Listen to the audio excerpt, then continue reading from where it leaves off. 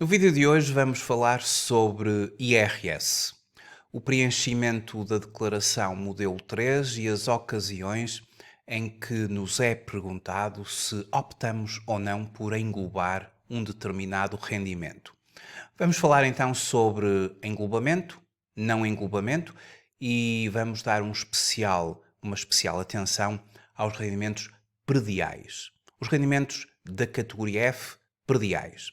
Antes quero começar por lhe agradecer o facto de estar a visualizar este vídeo. Sejam muito bem-vindos à Certiform, Escola de Formação Prática. Eu chamo Miguel Fragoso, sou economista e contabilista certificado e formador nas áreas da contabilidade, fiscalidade e finanças empresariais. Quando estamos a fazer o preenchimento da nossa declaração modelo 3, que é a declaração do IRS, em relação às categorias de rendimentos que tivemos, nós vamos considerando os respectivos anexos. Por exemplo, o anexo A é o anexo que os residentes preenchem relativamente aos rendimentos obtidos em território português, quer sejam rendimentos do trabalho dependente, quer sejam os rendimentos das pensões. E, por exemplo, no anexo A, quando estamos a declarar os nossos rendimentos, obviamente que estes rendimentos já vêm pré-preenchidos, na generalidade dos casos, no caso do trabalho dependente, mas, por exemplo, quem recebeu uma pensão de alimentos vai identificar a pensão de alimentos com o código 405, o titular da pensão e o rendimento que obteve. E quem está, por exemplo, no anexo A e declara ter recebido uma pensão de alimentos, ser-lhe-á feita a seguinte questão: se declarou pensão de alimentos com o código 405, opta pelo seu englobamento? Trata-se de uma opção, e então o sujeito passivo pode dizer sim, vai haver consequências, pode dizer não, haverá também consequências. E dizer sim ou dizer não não é exatamente a mesma coisa, como é lógico. Portanto, há que distinguir as situações em que o englobamento é mais favorável ou menos favorável e fazer, perante dois caminhos distintos, fazer a melhor opção no sentido da economia fiscal, ou seja, no sentido de receber mais IRS ou de pagar menos imposto. E sempre, obviamente, na base legal. A verdade é que no IRS nós temos rendimentos de diversas categorias. Eu identifiquei agora um rendimento da categoria H, de pensões. As pensões de alimentos, e muito concretamente as pensões de alimentos, haverá a possibilidade, conforme acabamos agora de ver, optar pelo seu englobamento ou pelo seu não englobamento. Agora, nós no IRS temos várias categorias. Temos a categoria A, que é a categoria dos rendimentos do trabalho dependente e que decorrem da existência de uma relação jurídico-laboral, ou seja, um contrato de trabalho. São os rendimentos que se recebe do trabalho dependente, ou seja, oriundos de uma entidade patronal, a categoria A. Depois temos os rendimentos da categoria B. Estes rendimentos denominam-se pelos rendimentos empresariais e profissionais e decorrem do exercício de uma atividade que pode ser uma atividade comercial, industrial, agrícola, de prestação de serviços. Enfim, são os denominados trabalhadores independentes. Também aqui estão os empresários em nome individual. O IRS chama-lhes os rendimentos da categoria B, rendimentos empresariais e profissionais. Temos também a categoria E, que são os rendimentos de capitais, decorrentes, por exemplo, de juros, de dividendos. Os rendimentos da categoria F, os rendimentos de prediais, decorrentes, por exemplo, das rendas que os senhorios recebem. E o nosso foco neste vídeo vai estar aqui muito concentrado na categoria F. Depois temos os rendimentos da categoria G, que são os denominados incrementos patrimoniais, decorrem de mais-valias ou de outros acréscimos patrimoniais. Vender, por exemplo, a casa, vai proporcionar uma menos ou uma mais-valia, decorre tudo do valor de aquisição da casa e do valor pelo qual a vendemos. Se o valor de venda for superior ao valor da aquisição, decorre uma mais-valia, um ganho. A diferença entre os dois, caso a venda seja por um valor inferior pelo qual a aquisição tinha sido realizada, haverá uma menos-valia. Isto numa visão muito simplificada. Depois temos a categoria H relativamente aos rendimentos de pensões. A regra instituída no artigo 22 do Código do IRS trata do denominado englobamento. O artigo 22, aqui no Portal das Finanças temos acesso ao Código do IRS, e o artigo 22 do Código do IRS, o artigo do englobamento, ele no seu número 1 refere que, ou estipula que o rendimento coletável em IRS é o que resulta do englobamento dos rendimentos das várias categorias auferidos em cada ano, depois de feitas as deduções e abatimentos previstos nas secções seguintes. Ou seja, a autoridade tributária vai proceder mediante os anexos que nós enviamos, relativos às categorias de rendimentos, vai proceder ao seu englobamento, que é o somatório dos vários rendimentos líquidos, porque cada rendimento bruto por cada categoria terá uma determinada dedução específica aplicada àquela categoria. Por exemplo, na categoria A, que é o rendimento do trabalho dependente, pela regra geral, aplicar-se-á, conforme o artigo 25º do Código do IRS, uma dedução específica de 4.104 euros. E forma-se o rendimento líquido da categoria A. Depois, cada categoria, havendo dedução específica, ela é específica da categoria em causa. E fazendo o somatório das várias categorias, gera-se um rendimento líquido total. Aquilo que nós neste vídeo vamos abordar é o seguinte. Quando se verifica o englobamento, e há aqui determinadas categorias que, para efeitos de residentes, nomeadamente a categoria A e a categoria B, o englobamento é obrigatório, esse englobamento determina que, após atingirmos o rendimento coletável, vai resultar do somatório das várias categorias, se apliquem as taxas gerais de IRS que estão previstas no artigo 68 do Código do IRS. E estas são as taxas gerais que, por exemplo, agora, no ano de 2023, com base nos rendimentos que estamos a declarar de 2022, as finanças estão a usar esta tabela para aplicarem as taxas finais, gerais, aos nossos rendimentos, nomeadamente ao rendimento coletável. E estas são as taxas, portanto, elas variam entre 14,5%, vão até 48%. Tudo vai depender do nosso rendimento coletável e do enquadramento que o rendimento coletável tiver dentro aqui dos escalões, do primeiro ao nono escalão.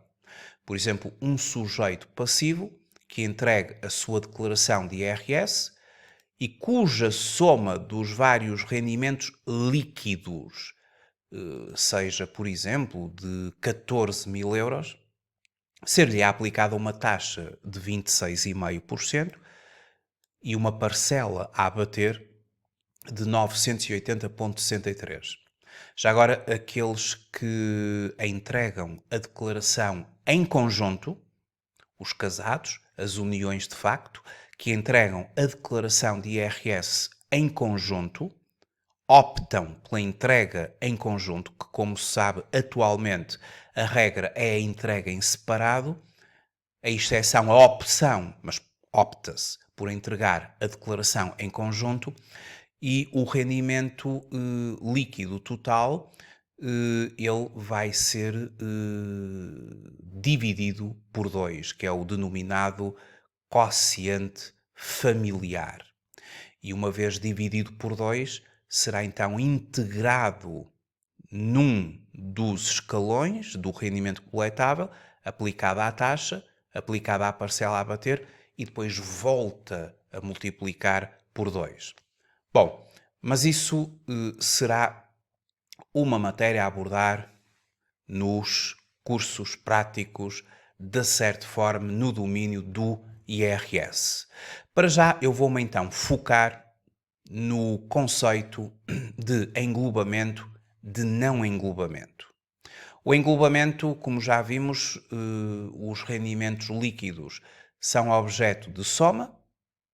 Obviamente que haverá sujeitos agregados familiares que têm várias categorias, outras que só têm uma ou duas categorias, mas o englobamento será o somatório e a aplicação das taxas gerais, 14,5% até 48%, depois existe ainda a taxa de solidariedade, a taxa adicional, mas estas são então as denominadas taxas gerais. Em 2023, as taxas gerais, mas isto para rendimentos a serem declarados em 2024, tem aqui algumas alterações respeitantes aos limites dos escalões e à introdução de uma taxa de 21% no segundo escalão, em vez de 23%, conforme se aplica atualmente. Agora, sempre que estamos a preencher a declaração modelo 3 e os seus anexos, existem algumas categorias em que o fisco permite a opção por não englobar.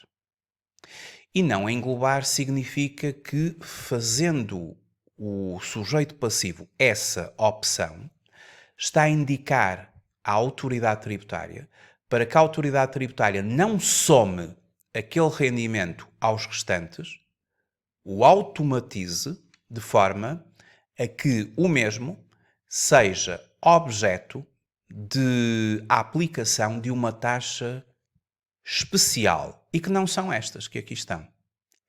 Ou seja, o rendimento pelo qual nós optamos não englobar vai ser tributado de forma autónoma através de uma taxa especial. Isso acontece, por exemplo, para os rendimentos da categoria F, para alguns rendimentos da categoria G, as mais-valias, para os rendimentos de pensão de alimentos da categoria H e para determinados rendimentos da categoria E. Ainda agora estivemos a ver que, por exemplo, na categoria H, pensões de alimentos, na categoria H, apenas as pensões de alimentos permitem esta opção, porque as restantes pensões são de englobamento obrigatório. Mas a pensão de alimentos, se um sujeito tem, por exemplo, um rendimento de pensão de alimentos, imaginemos 6.000 euros, e se optar por não englobar, as finanças, depois de deduzirem a este valor a respectiva dedução específica que se aplica aqui à categoria H, vão aplicar sobre o rendimento líquido uma taxa de 20% e que está instituída no artigo 72 do Código do IRS. Porque é no artigo 72 onde nós vamos encontrar as taxas especiais, ou seja, as taxas que se vão aplicar para rendimentos que têm de ser declarados e que, por alternativa, por opção, vão ser tributados a uma taxa especial e não vão ficar sujeitos às nossas já conhecidas taxas gerais. Isto é uma opção do sujeito passivo. Ou seja, no caso concreto, por exemplo, dos rendimentos de pensões de alimentos, estabelece aqui o artigo 72 do Código do IRS, o artigo das taxas especiais, que os rendimentos de pensões de alimentos, número 9, são tributados autonomamente à taxa de 20%. E, portanto, aqui há que ponderar. Se aquele sujeito passivo tiver mais rendimentos, será que valerá a pena englobar o rendimento líquido da categoria H pensões de alimentos e depois sujeitá-lo às taxas gerais? E pode, por exemplo, cair num escalão de 23, de 26, de 35, vai depender dos restantes rendimentos. Ou será melhor dar assim um comando de não englobar e obrigar a autoridade tributária a aplicar de forma autónoma, sem influenciar os escalões ou até o aumento dos escalões, de forma autónoma, o rendimento líquido desta categoria, a categoria H, pensões de alimentos, no caso concreto de pensões de alimentos, a taxa de 20%. E de facto aqui seria mais vantajoso, havendo outros rendimentos, havendo escalões para taxas superiores a 20%, é preferível autonomizar este rendimento e de forma autónoma aplicar ao rendimento líquido apenas a taxa de 20%. De referir que os rendimentos de pensões têm uma dedução específica de 4.104 e o rendimento bruto menos a dedução específica é o rendimento líquido da categoria H. Mas isto acontece com outros anexos. Por exemplo, um senhorio vai ter de preencher o anexo F, que são os prediais.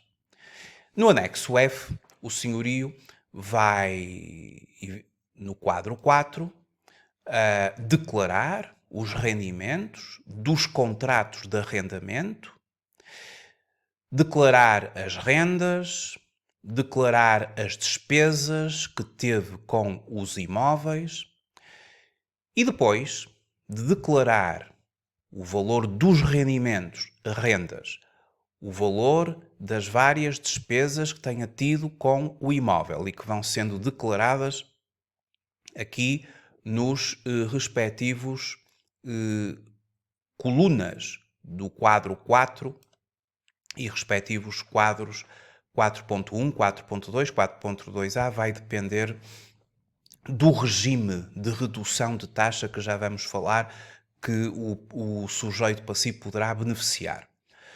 Mas ao declarar aqui os rendimentos, as rendas, ao declarar as despesas e na categoria dos prediais o rendimento líquido é a diferença entre as tais rendas e as despesas com o imóvel, nomeadamente as despesas com manutenção, conservação, com condomínio, aquelas despesas que estão referidas depois como conservação e manutenção, condomínio, IMI, imposto municipal, imposto selo, por aí fora.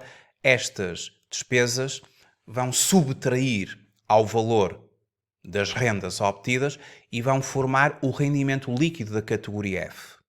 E ao formar-se o rendimento líquido da categoria F, aqui também existe uma opção.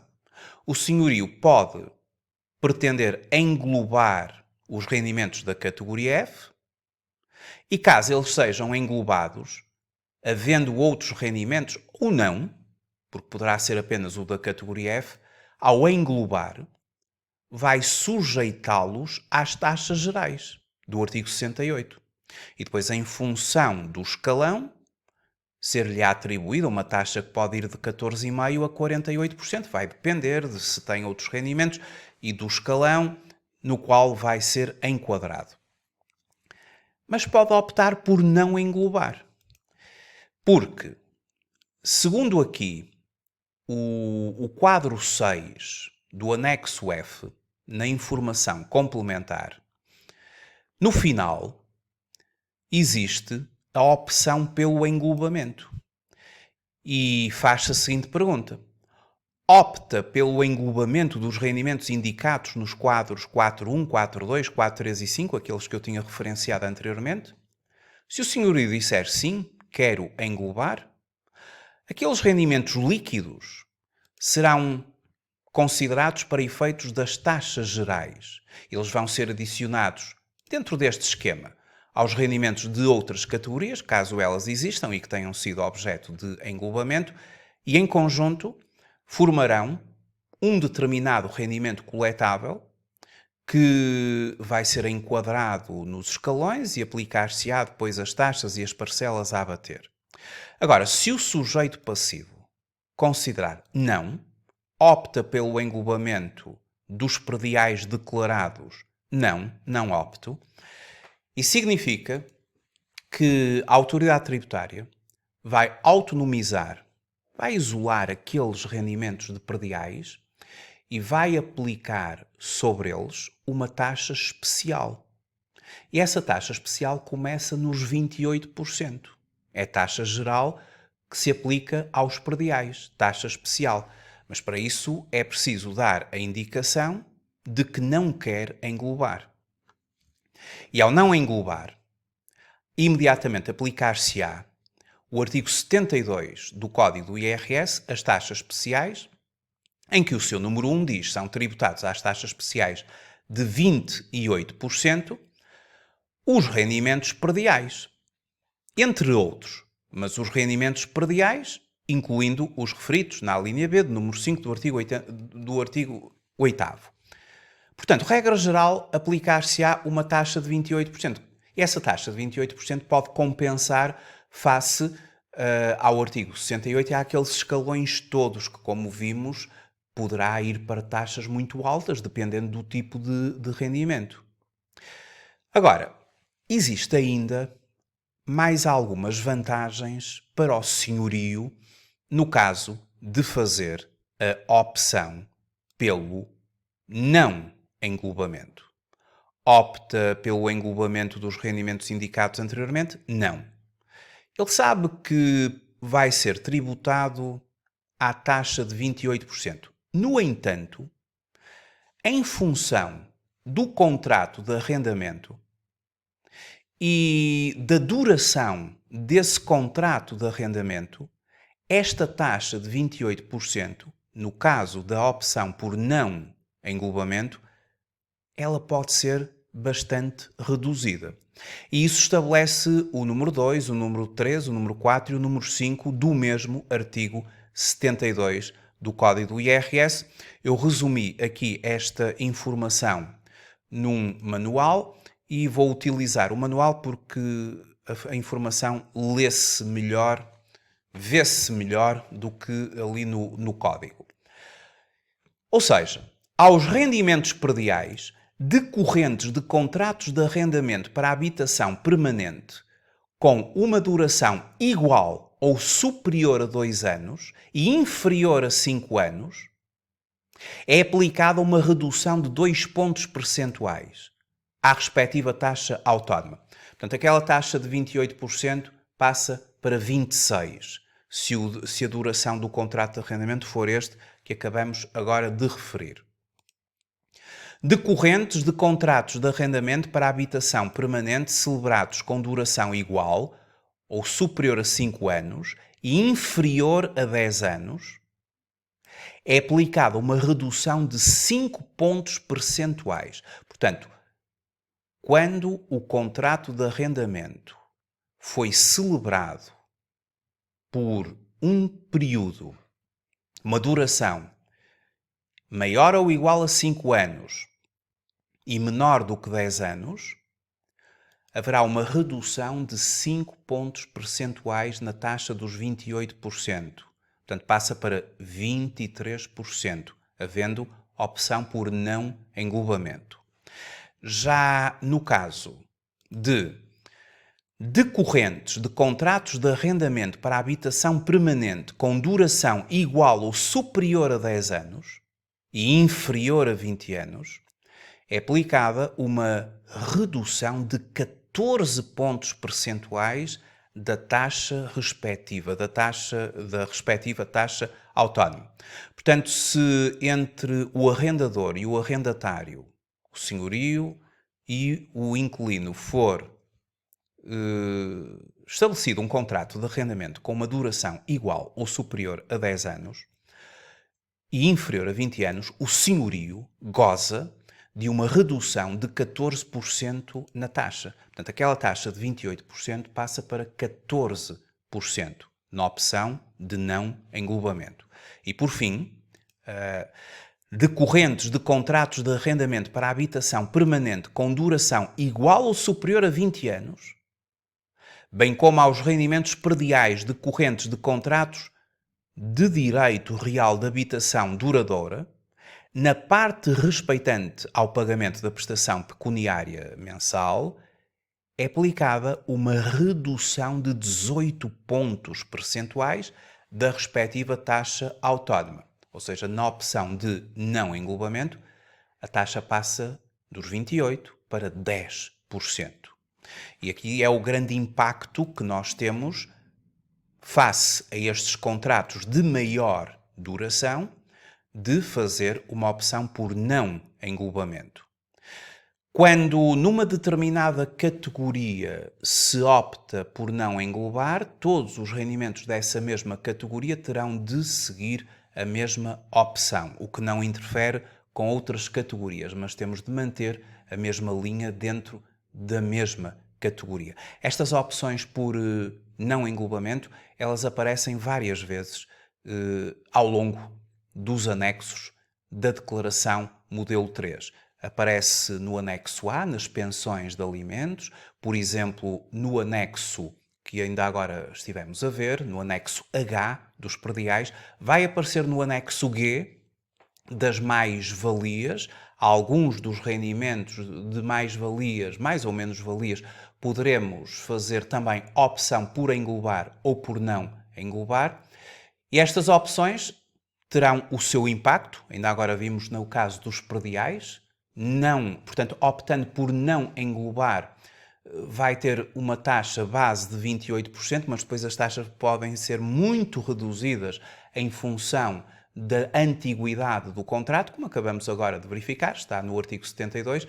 E aquilo que eu aconselho é, quando estamos perante estas situações, e se não tivermos efetivamente um conhecimento para imediatamente verificar, sim, não vou englobar porque é mais favorável do ponto de vista da economia fiscal, então aquilo que aconselho é preenchemos e colocamos quero englobar, fazemos o simulador que está lá no portal das finanças e depois voltamos a fazer a mesma coisa e clicamos novamente no simulador, ou seja, voltamos a preencher o modelo 3, o anexo, dizemos em alternativa não quero englobar e voltamos a fazer o simulador. Temos dois caminhos possíveis, o caminho do englobamento ou o caminho do não englobamento. Obviamente vamos optar por aquele caminho que vai produzir mais poupança, mais economia fiscal e dentro da base legal. Muito obrigado por ter assistido a este vídeo. Até uma próxima oportunidade. Até breve.